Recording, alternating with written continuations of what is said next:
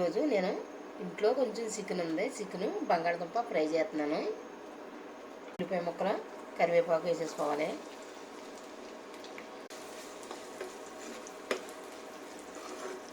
కొంచెం సాల్ట్ వేసుకుందాం. బంగాళదుంప ముక్కలు, చికెన్ ముక్కలు బాగా చిన్న మంటలో పెట్టుకుని మగ్గించుకోవాలి. మూత పెట్టుకుని అల్లం వెల్లుల్లి పేస్టు, చికెన్ మసాలా, చెక్క మొగ్గ పొడి, వడగ కారం చిన్న మంటలో పెట్టి మగ్గించుకోవాలి. అందుకే కొంచెం దగ్గర పడినట్టే ఇంకా కొంచెం ముక్క వేగాలి.